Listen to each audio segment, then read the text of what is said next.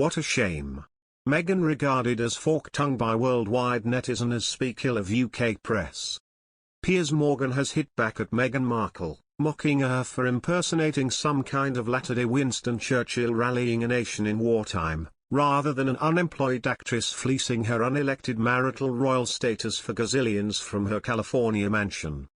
Piers Morgan has viciously lashed out at Meghan Markle following her court victory earlier today, branding her a fork-tongued, devious, manipulative piece of work. The Duchess of Sussex won her bombshell legal battle with the publisher of the Mail on Sunday over a letter to her estranged father. She hailed it as a victory not just for me, but for anyone who has ever felt scared to stand up for what's right, in a powerful statement afterwards. The Duchess had won her case earlier this year, but the publisher brought an appeal, arguing in a 3-day hearing in November that the case should go to a full trial.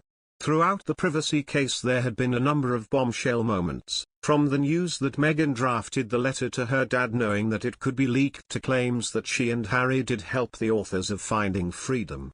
However, Piers has hit back at Meghan, mocking her for impersonating some kind of latter-day Winston Churchill rallying a nation in wartime, rather than an unemployed actress fleecing her unelected marital royal status for gazillions from her California mansion. In his column, Piers refers to the claim that Meghan had called her father Thomas Markle daddy in the letter to pull on heartstrings if it were to be leaked.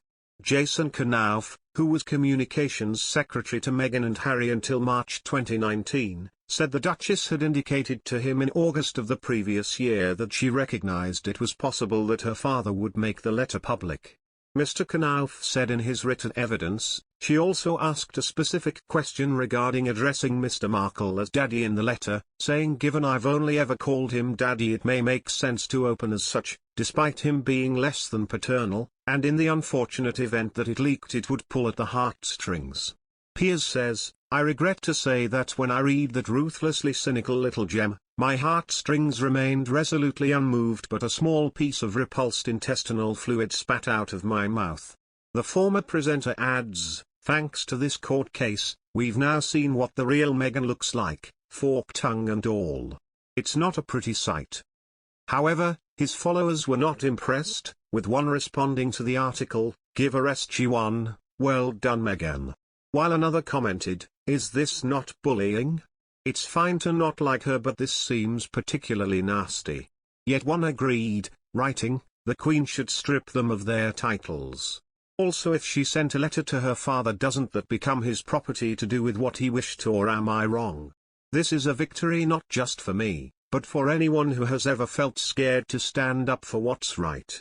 While this win is precedent-setting, what matters most is that we are now collectively brave enough to reshape a tabloid industry that conditions people to be cruel, and profits from the lies and pain that they create.